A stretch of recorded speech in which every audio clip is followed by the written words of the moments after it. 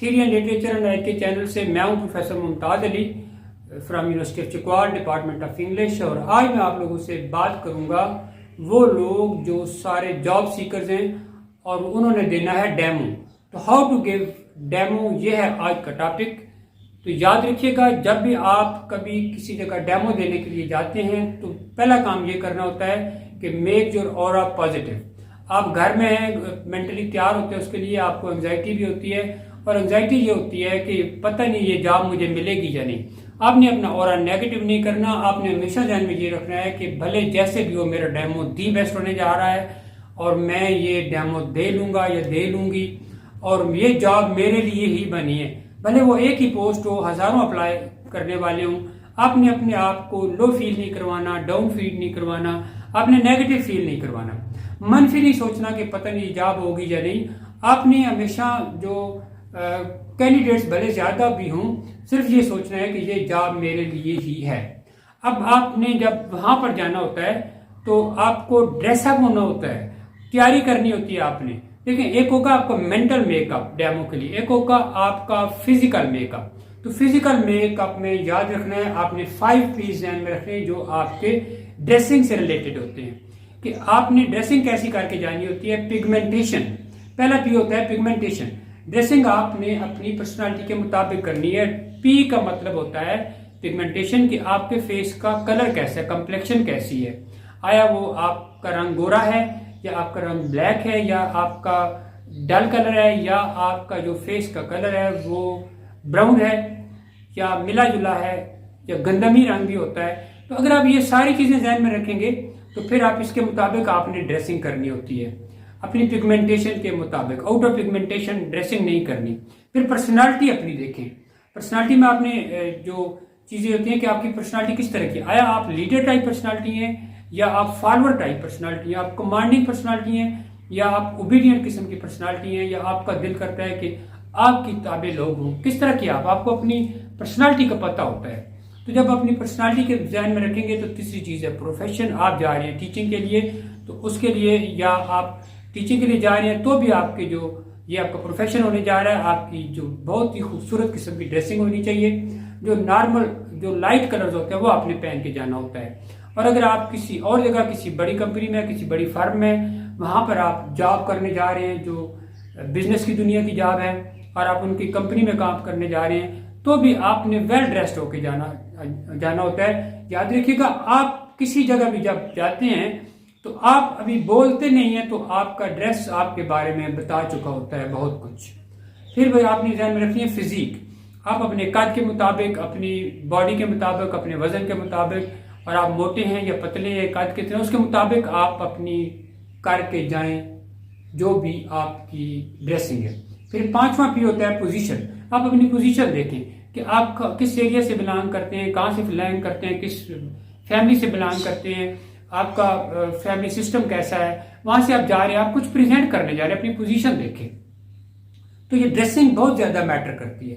पहली चीज जो मैटर करती है वो ये है कि आपने अपने आप को डाउन नहीं फील करवाना और आप पॉजिटिव रखना है कि ये मैं कर लूंगा, मेरे लिए मसला ही नहीं है। फिर आपने 5 पीस ध्यान में रखने होते हैं। 5 पीस जब ध्यान में रखने हैं, यानी ड्रेसिंग के लिए आपने ड्रेसिंग बहुत ज्यादा मैटर करती है। आपकी जो लुक है वो प्रेजेंटेबल होनी चाहिए, और जो आपका जो वार्डरोब है, वो आपका जो ड्रेसिंग है वो आपके बोलने से पहले ही आपके बारे में बहुत कुछ बोल देता है। वो बता देता है कि आपका मेंटल मेकअप कैसा होगा। फिर आपने जो वहां पर लोग बैठे होते हैं वो आपको कहते हैं कि आप डेमो दे, आप आ जाए, तो स्माइलिंग फेस के साथ। ऐसे अपनी स्ट्रेस फील कर रहे हैं, आप टेंस फील कर रहे हैं, आप थोड़ा सा परेशान है, उसकी वजह से नर्वस हैं, तो वो उनको महसूस नहीं होने देता। फेस आपको स्माइल करना चाहिए। फिर अगर उन्होंने, क्योंकि स्माइल जो है ना, ये एक ऐसा मेकअप है जो गॉड ने, जो फितरत ने पूरी दुनिया के हर इंसान को दिया हुआ है। उसके बाद है जी कि अगर वो आपको टॉपिक देते हैं एक दिन पहले या कुछ दिन पहले, तो आप उसको मुकम्मल तौर पर तैयार करें। अगर आपको खुद को टॉपिक दे दिया गया है तो आप उसको ऐसे रखें कि आप उसको टॉपिक को मुकम्मल, उस पर अपनी ग्रिप होनी चाहिए आपकी। फिर आपके पास आ जाएगा पेशेंस, कि जो आप पेशेंस के साथ वो आपसे सवाल भी पूछेंगे, आपको डिस्टर्ब भी करेंगे, आपको नर्वस भी फील करवाएंगे, लेकिन आपने पेशेंस नहीं छोड़नी। फिर confidence, Nobody can make you feel inferior without your consent.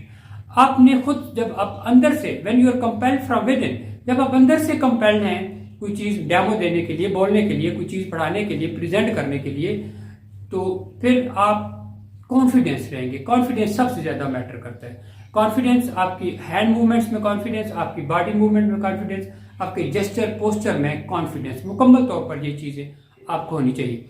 और आपकी बॉडी लैंग्वेज होती है वो 55% मैटर करती है, और 7% जो है वो आपके वर्ड जो लैंग्वेज है वो मैटर करती है, और 38% जो है वो आपकी टोन मैटर करती है। आपकी बॉडी लैंग्वेज में, वर्ड्स में और टोन में मुकम्मल कॉन्फिडेंस होना चाहिए। ड्रेसिंग में कॉन्फिडेंस होना चाहिए, सोच में कॉन्फिडेंस होना चाहिए, लुक में कॉन्फिडेंस होना चाहिए, और आपकी फेस पर कॉन्फिडेंस होना चाहिए। और आपने अपने जो आपने वहां प्रेजेंट करना है उसके बारे में आपको प्रोएक्टिव होना चाहिए। आप प्री प्लान है या आप उसको प्लान करके जाए कि मैंने ये चीज अगर पढ़ानी है, ये चीज प्रेजेंट करनी है, तो मैं उसको कैसे चीज को प्रेजेंट करूंगा या करूंगी, और मेरे लिए कौन कौन सी चीजें मेरे पास होनी चाहिए। और अगर आपकी टॉपिक वो ले जिस पर आपको कमांड हो, और फिर उसको प्रैक्टिस करें। प्रैक्टिस जो होती है ना, ये सबसे अहम चीज है जो आपको कहीं पर भी जिंदगी में अगर आपने कामयाब होना है, तो बजाय इसके कि आप बहुत सारे काम करें, आप एक काम को जब बार बार करते हैं तो उसको कहते हैं प्रैक्टिस।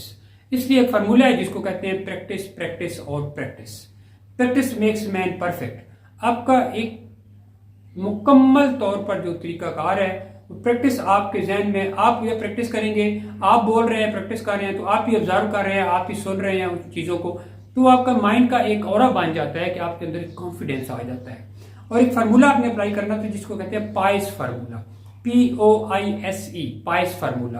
पाइस फार्मूला क्या है डेमो के लिए? P stands for prepare. Prepare मैंने बताया कि आपने मेंटली प्रिपेयर हो, आप स्माइलिंग फेस के साथ जाएं, आपको कॉन्फिडेंट हो, आपके ड्रेसिंग जैसे होनी चाहिए। ओ का मतलब होता है कि आपने ऑब्जेक्टिव ध्यान में रखना होता है कि ये जो जॉब होने जा रही है इसका पर्पस क्या है, मैं कौन सी जॉब है और मैंने कैसे इसको हासिल करना है और क्या क्या चीजें ध्यान में रखनी। I stand for interesting. आपकी जो प्रेजेंटेशन है जो वो इंटरेस्टिंग होनी चाहिए, आपको उसमें इंटरेस्ट होनी चाहिए, और उसको ऐसे बनाएं कि जो सुनने वाले जो भी हैं उनकी भी इंटरेस्ट आप ग्रैस्प कर लें। एस जो है stand for simply, simple, simplify. आप अपनी चीजों को, मुश्किल से मुश्किल टॉपिक आपको मिला है तो उसको बिल्कुल ही एक सिंपलीफाई, सिंपल वर्ड्स में उठा के अगले के जहन में ले जाएं। ये आपका कमाल होता है कि आपने जो भी चीज बयान करनी है उसको और कॉम्प्लेक्स नहीं करके लेके जाना, उसको मुकम्मल तौर पर सिंपली आगे फॉरवर्ड कर देना होता है। और आपकी सिंपलिसिटी जो है उसके अंदर कुछ खूबियां होनी चाहिए, जैसे आपकी जो ये सिंपलिसिटी है इसमें क्लैरिटी होनी चाहिए। जो आप चीज प्रेजेंट कर रहे हैं उसमें आपका क्लैरिटी होनी चाहिए। फिर उसमें आपकी कोहेरेंस होनी चाहिए। जो आप बोल रहे हैं लॉजिकल डेवलपमेंट ऑफ आइडियाज आपकी प्रेजेंटेशन डेमो के अंदर हो। फिर कंपैक्टनेस होनी चाहिए, सारे आइडियाज एक दूसरे से मिले हुए हो, आप कुछ इररेलेवेंट ना बोल रहे हो। करेक्टनेस होनी चाहिए, आप जो लैंग्वेज यूज कर रहे हैं वो करेक्ट हो, जो आइडियाज है वो करेक्ट हो, बॉडी लैंग्वेज करेक्ट हो। आपकी कंसाइजनेस, इररेलेवेंट नहीं बोलना, टू द पॉइंट बोलना होता है आपने। और कंप्लीटनेस, आपका मैसेज, आपका पैगाम, आपकी प्रेजेंटेशन, आपका डेमो वो मुकम्मल एक कंप्लीटनेस उसकी होनी चाहिए। और कंसिडरेशन, कंसिडरेशन का मतलब होता है कि वो जो आपको सुनने के लिए आए हुए हैं, वो स्टाफ है, वो स्टूडेंट्स है, वो ओनर्स है उस इदारे के, या कोई भी लोग बैठे हुए हैं, एक है, दो है, तीन है, चार है, या हजारों बैठे जो आपको सुन रहे हैं, आपने डेमो देना है, तो उनको कंसिडरेशन मीन कि आपने उनको यू एटीट्यूड ध्यान में रखना होता है कि मैंने तो प्रेजेंट करना है लेकिन ये लोग हैं, मैं इनके लिए प्रेजेंट कर रहा हूं, तो मेरा इनके साथ एक इंटरेक्शन है, एक जो एक अट्रैक्शन है, एक सिस्टम चल रहा है। तो आप जब उनको ध्यान में रखेंगे तो आपके लिए ये मसला नहीं होता डेमो देना। फिर पाइस में ई जो होता है उसका मतलब होता है एक्सपेक्टेशंस। एक्सपेक्टेशंस मैंने आपको स्टार्ट में बताया, फिर बताता हूँ कि जॉब के लिए आप जा रहे हैं तो डेमो के लिए तो आपने अपनी एक्सपेक्टेशंस पॉजिटिव रखनी होती हैं, कभी भी नेगेटिव नहीं सोचना, कोई और आप नेगेटिव नहीं करना, ये नहीं सोचना कि ये मेरी ये जॉब होगी या नहीं होगी। आपने सिर्फ ये सोचना है कि ये जॉब मेरे लिए बनी है और मैंने लेके रहनी है। जब आप डेमो देने जाते हैं तो आपको होता है स्ट्रेस, और स्ट्रेस जो होता है वो होना भी चाहिए अगर वो पॉजिटिव है। तो अगर वो पॉजिटिव है तो उसको कहेंगे EU स्ट्रेस, EUSTRESS, और अगर वो नेगेटिव है तो फिर वो होगा जस्ट स्ट्रेस, और वो आपको फेल करवा सकता है। और जो EU स्ट्रेस है वो आपको पास करवाएगा। और वो जो टाइम मैनेजमेंट है वो आपने बहुत ज़्यादा करनी होती है। जब आप वो टाइम दे देते हैं कि इस टाइम में आपने डेमो देना है, तो अगर उन्होंने आपको 10 दिए मिनट, 15 दिए या 20 दिए या आधा घंटा दिए, तो आप अपने टॉपिक को उसके अंदर समेट लेना होता है। जब आप रूम के अंदर एंटर हो तो आपने ग्रीटिंग करनी होती है, सलाम दुआ करके होता है, क्लास के साथ इंटरेक्शन करना होता है, उसको इंटरेस्टिंग बनाना होता है, और आपने जो स्टूडेंट्स को इन्वॉल्व करना होता है। 80-20 का फार्मूला आपने अप्लाई करना होता है। ज़्यादा से ज़्यादा उनकी इन्वॉल्वमेंट होनी चाहिए। आपकी 20% इन्वॉल्वमेंट हो और जो लिस्टर्स हैं उनकी 80% होनी चाहिए।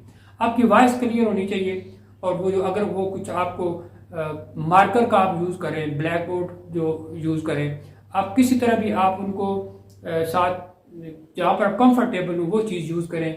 आई कंटेक्ट आपने बहुत ज़्यादा रखना होता है, और बोर्ड पर आपने टॉपिक लिखना होता है। सबसे पहले आपने अपना टॉपिक बयान करना होता है, और याद रखिएगा आप बाईलिंगुअल हो के बेशक आप लिखा करें। जब आप किसी जगह बोल रहे हैं ना, तो आप बाईलिंगुअल भी हो सकते हैं, क्योंकि मोनोलिंगुअल बाईलिंगुअल जैसे आप एक जुबान में भी सारी डेमो दे दें, 2 जुबान इस्तेमाल कर ले, आप 3 में देना चाहें तो आप 3 में भी दे सकते हैं। और जब आप बोल रहे हो तो ना बहुत ज़्यादा तेज बोले, ना बहुत ज़्यादा स्लो बोले, और आपकी जो वॉइस है ना वो यानी आपकी मॉडरेट, यानी हाई होती है एक पिच होती है, एक लो होती है, एक मॉडरेट होती है। हाई पिच भी डिस्टर्बिंग होती है, लो भी डिस्टर्बिंग होती है, और मॉडरेट जो है वो भी आपके लिए डिस्टर्बेंस होती है। तो आपकी डेमो का एक प्रॉपर मिडल बिगिनिंग होना चाहिए, एक मिडल होना चाहिए और एक एंड होना चाहिए। और आखिर में आपने उनसे ये भी पूछना होता है कि अगर आप लोगों ने कोई सवाल पूछना है तो आप मुझसे सवाल पूछ सकते होते हैं। ये डेमो देने का या प्रेजेंटेशन देने का ये एक सबसे बेस्ट जो तरीका होता है वो यही होता है जो मैंने अभी आपको बताया हुआ होता है। अभी मैंने सारी चीज़ें आपको क्लियर कर दी हैं, और इस सारे में फिर आपको जो सबसे ज़्यादा आपको काम देगी चीज़ वो फिर होगी आपकी प्रैक्टिस। आप जो कुछ भी करें, आप प्रिपेयर करें अपनी चीज़ों को, उनको प्लान करें, डेमो को प्लान के बाद उनको प्रैक्टिस करें, फिर उनको जाके प्रेजेंट करें, प्रेजेंट के बाद उनसे कहें कि आपने सवाल पूछने तो आप पूछ सकते हैं। तो जब आप ये सारी चीज़ें करते हैं तो वो जो आपके लिए जितने भी लोग नीचे बैठे हुए होते हैं, अगर आपने उनको अपनी तरफ इन्वॉल्व कर लिया और वो कहते हैं कि कुछ डिफरेंट है इसके अंदर, कोई मैजिक है इसकी बातों में, इसके स्टाइल में, वे ऑफ टीचिंग में। और एक आखिरी टिप आपको बताऊं, आप जब भी कभी आपका दिल करे कि आपको भी कॉन्फिडेंस लो ना हो, आपका कॉन्फिडेंस, तो लोगों के सामने आपने डेमो देना है या कुछ प्रेजेंट करना है, बोलना है, तो आप अपने हाथ में कोई पेन, पेंसिल, कलम रख लें। इसकी बड़ी पावर होती है।